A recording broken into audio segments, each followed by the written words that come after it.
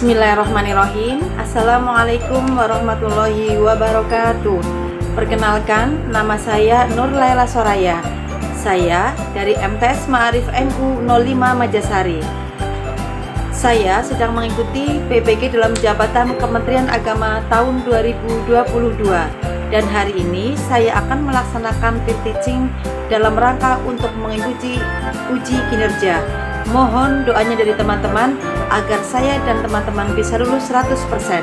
Terima kasih. Assalamualaikum warahmatullahi wabarakatuh.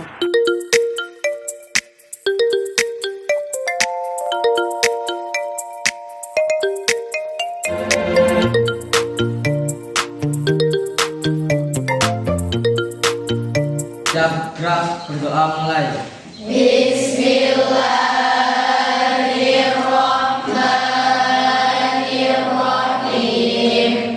Raditu billahi rabban wa bil islami dinan wa bi Muhammadin nabiyya wa rasulah. Rabbi zidni ilma warzuqni fahma. Amin. Baik, bismillahirrahmanirrahim. Assalamualaikum warahmatullahi wabarakatuh. Waalaikumsalam warahmatullahi wabarakatuh. Bagaimana kabar kalian hari ini? Alhamdulillah, luar biasa. Allahu Akbar. Ya, apakah hari ini ada yang tidak masuk? Masuk semua, guru. Nah, coba yang tidak membawa peralatan atau buku LKS IPS. Bawa semua, guru. Ya, bawa semuanya. Buku paket sudah diambil? Sudah. Sudah siap ya mengikuti kegiatan hari ini? Sudah. Baik, apakah masih ada yang ingat minggu yang lalu kita membahas materi tentang apa? Konflik sosial. Betul sekali ya. Ada yang masih ingat apa itu yang dimaksud dengan konflik sosial? Coba cari. Ya, siapa namanya Mbak? Ya, coba. Apa yang dimaksud dengan konflik sosial? Konflik adalah perjuangan untuk memperoleh hal-hal yang langka seperti status, kekuasaan, dan lain-lain. Iya, perjuangan untuk memperoleh status atau kedudukan dan lain-lain. Barangkali ada yang mempunyai pendapat lain? Saya dulu. Ya, silakan. Konflik sosial adalah pertentangan antara anggota masyarakat yang bersifat menyeluruh. Ya, pertentangan antara anggota masyarakat yang bersifat menyeluruh. Coba saya tanya, apa kalian pernah mengalami konflik? Pernah. Seperti kita ketahui bahwa konflik itu ada beberapa macam. Yang pertama konflik individu dan individu, konflik individu dan kelompok. Kemudian yang ketiga adalah konflik kelompok dengan kelompok. Yang pernah kalian alami itu konflik yang mana kira-kira? Individu dengan individu. Kalian konflik dengan siapa? Adik. Oh, dengan adik kalian di rumah ya? Iya, baik. Tapi sudah baik kan? Sudah. Baik, itu sedikit tentang materi minggu yang lalu. Baik, sebelum ke materi hari ini, terlebih dahulu saya akan menampilkan gambar yang sudah saya persiapkan. Ada dua gambar Gambar 1 dan gambar 2 ini ya. Baik, bisa dilihat dengan jelas? Bisa. Dari gambar 1, ada yang mau memberikan tanggapan? Silakan. Saya Bu Guru. Ya, silakan. Gambar adanya toleransi antara agama. Gambar toleransi antar agama. Kira-kira agama apa ini, Mbak? Agama Hindu sedang memberikan bantuan kepada agama Islam. Baik. Untuk gambar yang kedua, silakan. Ini monggo. Adanya persatuan antara pemeluk agama. Ya, adanya persatuan antara pemeluk agama. Di sini kita melihat nih, ada beberapa agama yang mereka itu tetap saling menjaga persatuan nih, saling bertoleransi, saling harmonis. Baik, sebelum ke materi, saya akan menyampaikan tujuan pembelajaran kita hari ini terlebih dahulu. Yang pertama, melalui pengamatan gambar, peserta didik dapat menjelaskan pengertian integrasi sosial dengan benar dan jujur. Yang kedua, melalui diskusi, peserta didik dapat menentukan faktor yang menyebabkan terbentuknya integrasi sosial dengan tepat. Yang ketiga, melalui diskusi, peserta didik dapat mengidentifikasi bentuk-bentuk integrasi sosial dengan benar. Yang keempat, melalui diskusi, peserta didik dapat menganalisis proses terbentuknya integrasi sosial di lingkungan masyarakat dengan tepat. Kemudian kegiatan yang terakhir, nanti kalian adalah melakukan presentasi, di mana kalian diharapkan dapat menyajikan hasil diskusi tentang proses terbentuknya integrasi sosial dengan penuh tanggung jawab dan percaya diri. Itu kegiatan kita hari ini. Baik, terlebih dahulu saya akan mengajak kalian untuk bernyanyi tentang Indonesia ya. Silakan berdiri semuanya. Hafal dengan lagu dari Sabang sampai Merauke? Baik, hari ini saya akan mengajak kalian untuk menyanyi lagu tentang Indonesia, yaitu lagu dari Sabang sampai Merauke.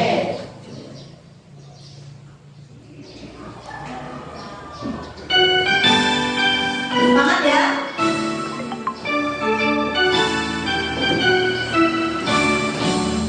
Dari Sabang sampai Merauke berjejak pulau-pulau, sambung menyambung menjadi satu, itulah Indonesia.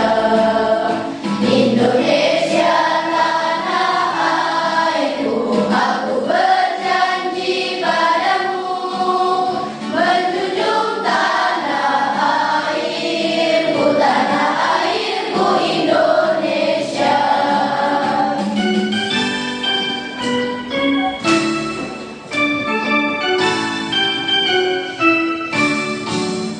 Dari Sabang sampai Merauke berjejak pulau-pulau, sambung menyambung menjadi satu, itulah Indonesia. Indonesia tanah airku, aku berjanji padamu, menjunjung tanah airku Indonesia. Tepuk tangan untuk kelas 8B.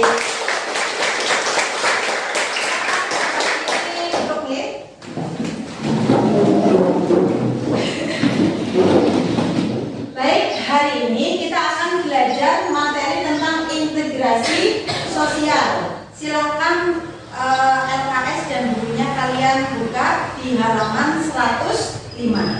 Monggo dibuka dulu.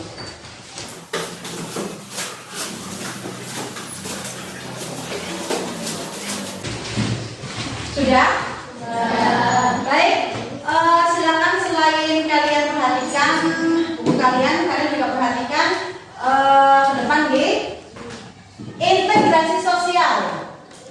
Definisi dari integrasi sosial adalah proses penyesuaian unsur-unsur yang berbeda dalam masyarakat sehingga menjadi satu kesatuan. Ada beberapa pendapat dari ahli mengenai integrasi sosial. Namun untuk sekarang saya hanya menyampaikan pendapat dari Button saja.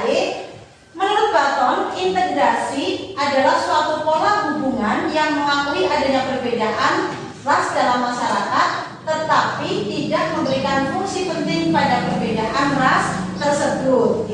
Seperti kalian tadi lihat di gambar yang sudah saya sajikan, bahwasanya perbedaan yang ada, perbedaan agama yang ada mungkin tidak memberikan fungsi penting kepada kita. Kita ya dengan agama kita, dengan agama Islam, tidak terlalu penting agama-agama yang lain, tetapi perbedaan tersebut sudah membawa keharmonisan di lingkungan kita, di kehidupan kita. Karena bagaimanapun juga kita harus menerima adanya perbedaan agama, perbedaan pekerjaan, perbedaan budaya dan lain sebagainya. Seperti contohnya kemarin pada saat 17 Agustus, kalian supaya mengenakan baju dari daerah lain ya tempat yang lain. Begitu, ada yang menggunakan busana dari Jawa Tengah, ada yang menggunakan busana dari Jawa Barat, dari Bali. Itu menunjukkan bahwa di Indonesia itu memang beragam. Beragamnya tidak hanya terkait dengan adat, dengan budaya, tetapi juga beragam pekerjaan, kemudian agama. Bisa dilanjut ya? Berikutnya, syarat-syarat integrasi sosial.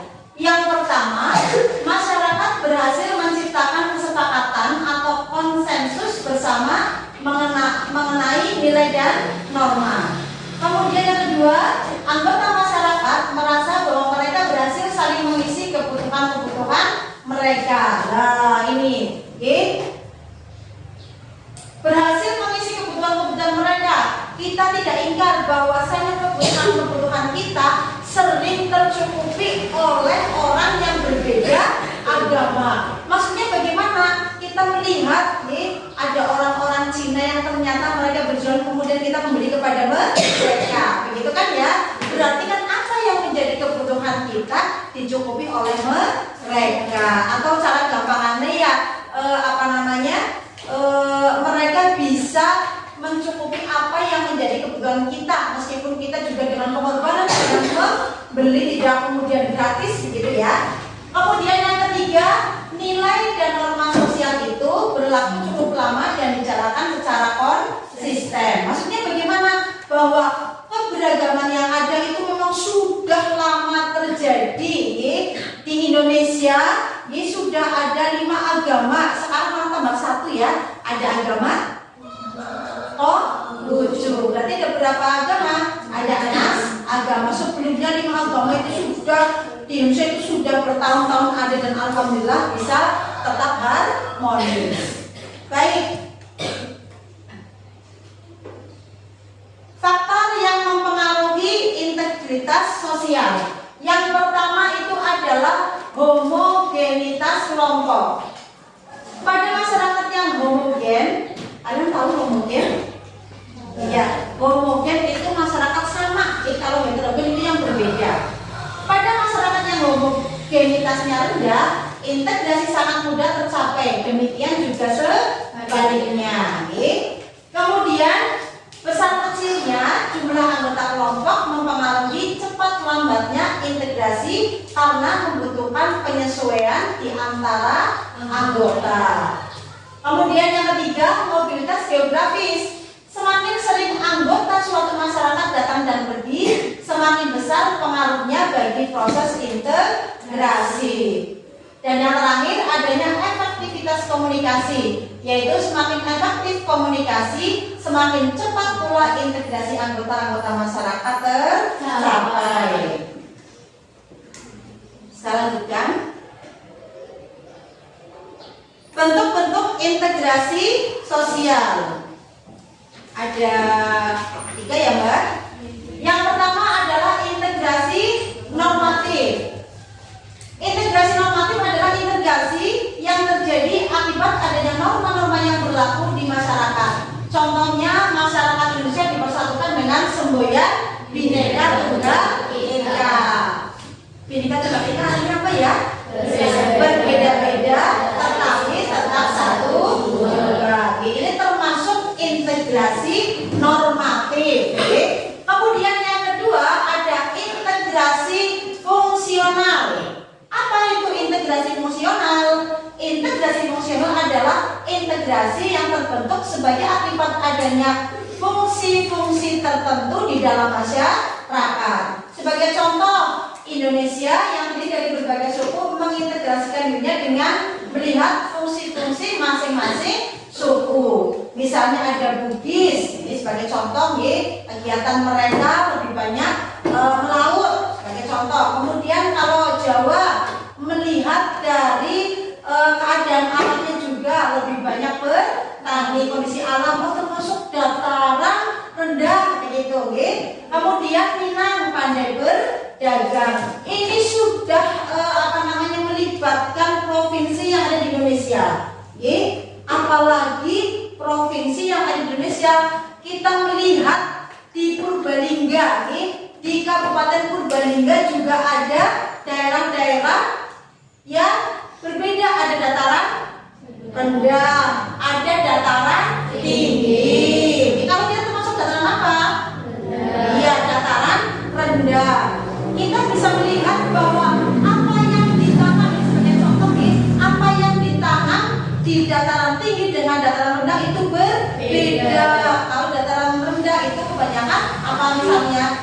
Iya, padi, terus jagung. Kalau dataran tinggi apa?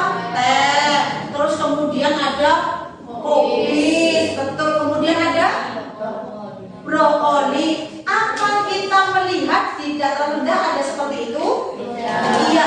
Kalaupun ada itu sifatnya itu hanya mungkin untuk menyalurkan hobi ya. Tetapi kalau di dataran rendah, masyarakat menanam tanaman-tanaman itu tadi itu sebagai mata pencaharian. Kalau di Purbalingga barangkali kita bisa melihat di daerah Pratin ya. Oh, kalau kesana itu ada welok, ada apa tadi?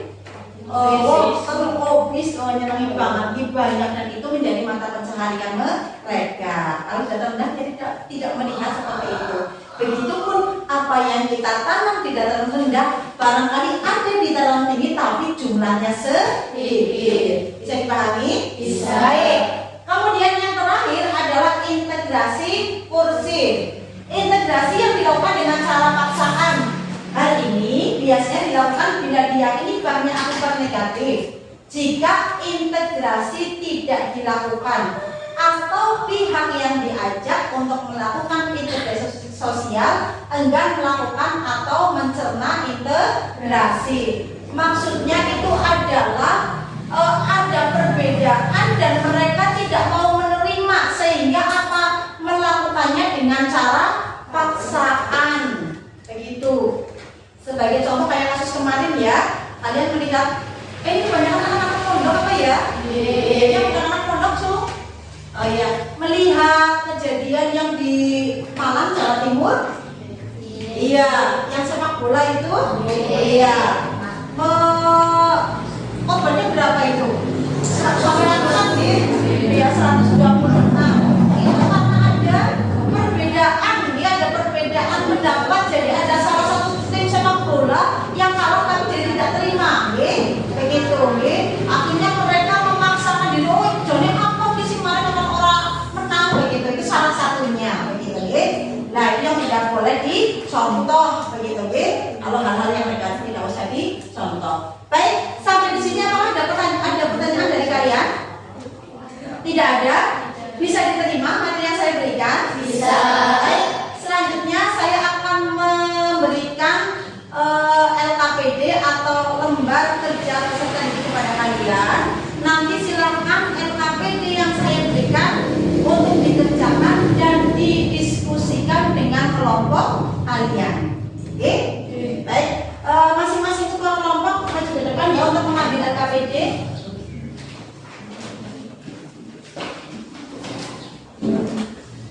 Salah satu saja. Kelompok Karturius satu orang, satu anak ya. Merkurius, kelompok Venus, ini kelompok apa Mbak? Oh ya, Mars. Ya. Merkurius, Venus, Bumi, Mars, Jupiter.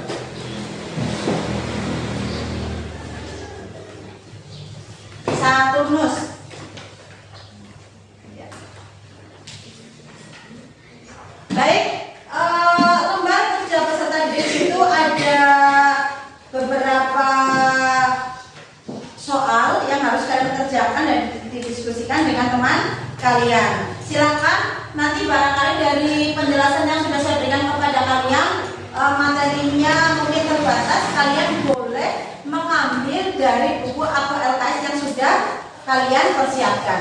Bisa dipahami? Bisa. Ya, saya kasih waktu kepada kalian untuk mengerjakan soal yang ada di LKPD. Nanti yang sudah selesai silakan untuk langsung dikumpulkan ke depan.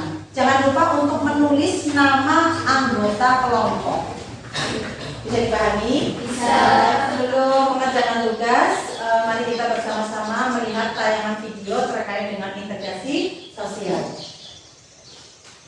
Keberagaman etnis dan agama yang ada di Indonesia dapat dijadikan keunggulan jika dikelola dan juga dirawat dengan baik. Gambaran ini bisa kita lihat dari sebuah sekolah di Medan, Sumatera Utara yang menerapkan konsep pembauran yang mengedepankan toleransi demi persatuan. Setiap pagi, Yara Airi Ginting berangkat dari rumahnya di Desa Telaga Sari, Kecamatan Sunggal, Deli Serdang, Sumatera Utara. Anak pertama dari 4 bersaudara keluarga etnis Karo ini ingin menimba ilmu sebanyak-banyaknya dan menjadi kebanggaan keluarga. Sementara itu, Sabina Pangarif juga bersiap-siap di rumahnya di Jalan Tapian Nauli, Medan Sunggal. Sebagai penganut Buddha, memanjatkan doa sebelum berangkat ke sekolah menjadi kebiasaannya. Yara dan Sabina bersekolah di Yayasan Perguruan Sultan Iskandar Muda, Jalan Tengku Amir Hamzah, Medan Sunggal. Mereka hanya 2 dari 3.000 anak didik usia dini hingga SMA yang menimba ilmu di sekolah yang mengedepankan toleransi. Upacara bendera rutin dilakukan di sini untuk menanamkan kecintaan kepada tanah air. Siswa di sekolah ini berasal dari beragam latar belakang etnis dan agama. Kadang Yara belajar bersama dengan mereka. Sepertinya Yara punya teman yang suku Karo dan beragama Katolik. Yara berteman baik dengan dia. Setiap pergi sekolah Yara pergi sama dia, pergi bareng dia. Setiap pulang sekolah juga Yara bareng dia. Ya seperti hal-hal teman-teman lainnya, sama seperti semua sikapnya berteman dengan baik. Menjalankan toleransi di sekolah bukan hanya satu suku aja, sama Sabina kan Tionghoa.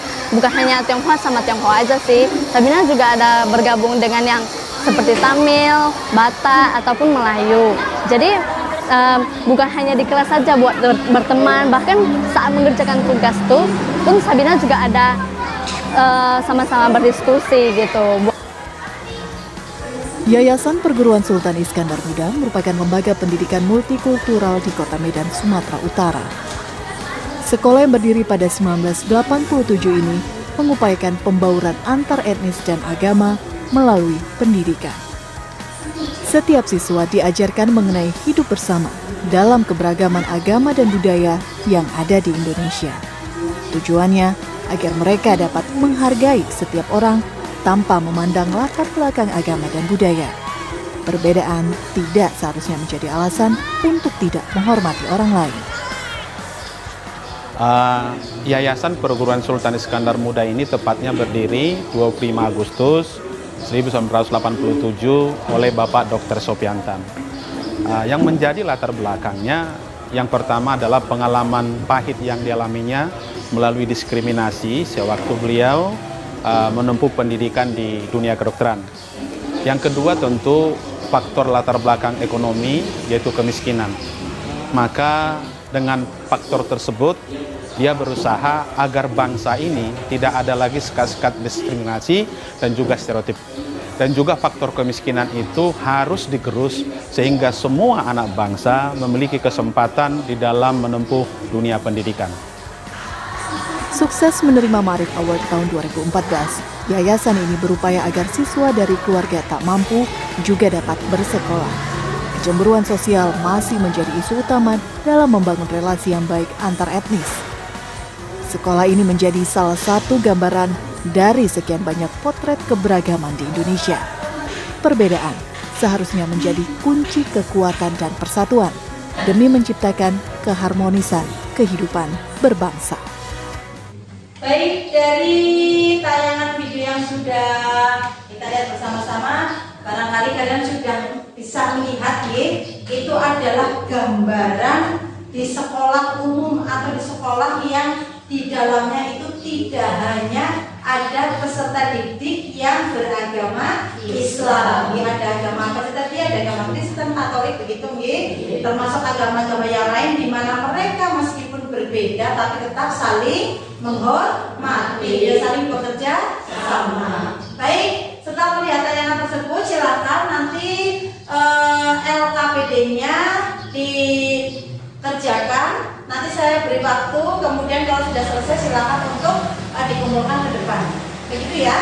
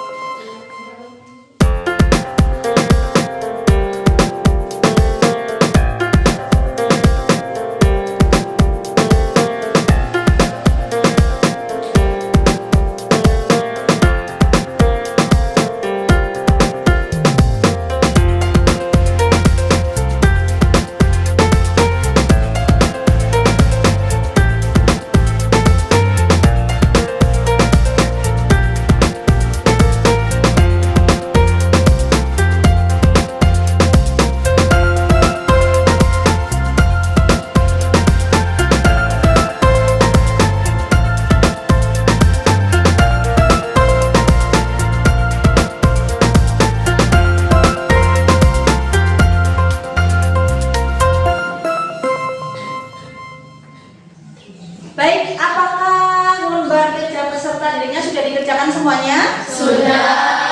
Selesai? Sudah. Baik, silakan mau kelompok dulu, mau kelompok mana dulu nih yang mau maju? Oh ya, silakan kelompok Mas ya. Silakan kelompok Mas untuk maju mempresentasikan hasil pekerjaannya.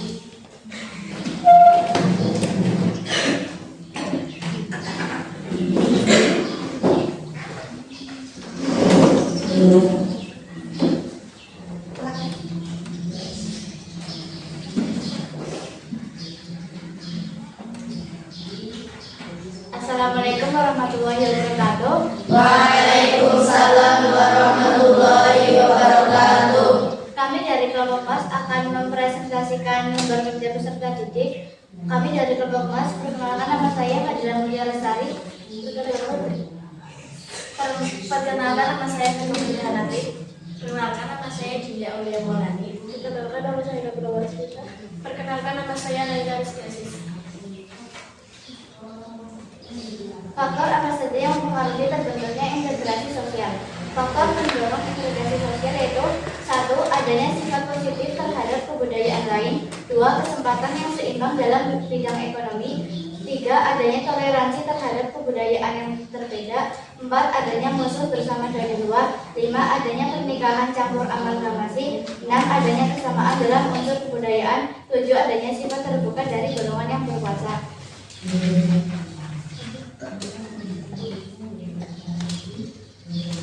Nomor 2, apa saja bentuk-bentuk integrasi sosial dalam masyarakat? Bentuk integrasi sosial adalah bentuk integrasi sosial dalam masyarakat. 1. Integrasi normatif. Integrasi normatif adalah integrasi yang terjadi akibat adanya norma-norma yang berlaku di masyarakat. Contohnya, masyarakat Indonesia dipersatukan dengan semboyan Bhinneka Tunggal Ika. Nomor 2, integrasi fungsional. Integrasi fungsional adalah integrasi yang terbentuk sebagai akibat adanya fungsi-fungsi tertentu dalam masyarakat. Sebagai contoh, Indonesia yang terdiri dari berbagai suku mengintegrasikan dirinya dengan melihat fungsi masing-masing. Suku Bugis, melaut, Jawa, bertani, Minang, pandai berdagang. Nomor 3, integrasi porsif. Integrasi porsif, integrasi yang dilakukan dengan cara paksaan. Hal ini biasanya dilakukan bila terjadi banyaknya akibat negatif jika integrasi tidak dilakukan, atau pihak yang diajak untuk melakukan integrasi sosial enggan melakukan atau mencerna integrasi. Proses terjadinya integrasi sosial. 1. Akulturasi, proses sosial yang terjadi bila kelompok sosial dalam kebudayaan tertentu dihadapkan pada kebudayaan asing baru sehingga kebudayaan asing baru diserap atau diterima dan diolah dalam kebudayaan sendiri tanpa meninggalkan sifat asli kebudayaan penerima. 2. Asimilasi, bertemunya dua kebudayaan atau lebih yang saling memengaruhi sehingga memundurkan kebudayaan baru dengan meninggalkan sifat asli tiap-tiap kebudayaan. Apakah ada pertanyaan? Sekian dari kelompok Mars. Wassalamualaikum warahmatullahi wabarakatuh. Waalaikumsalam warahmatullahi wabarakatuh.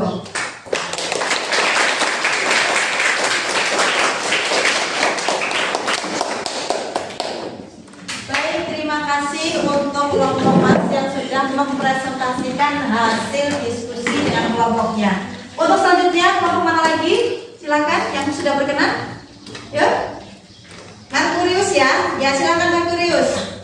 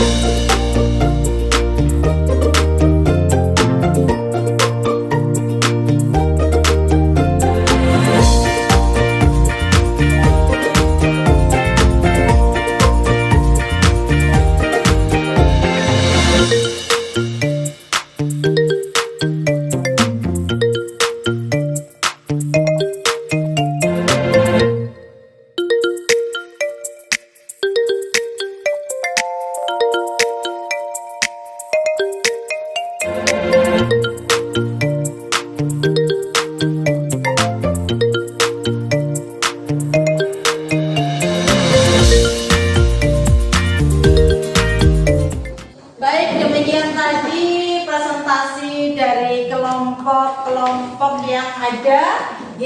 Untuk materi hari ini bisa diterima? Bisa dipahami? Bisa.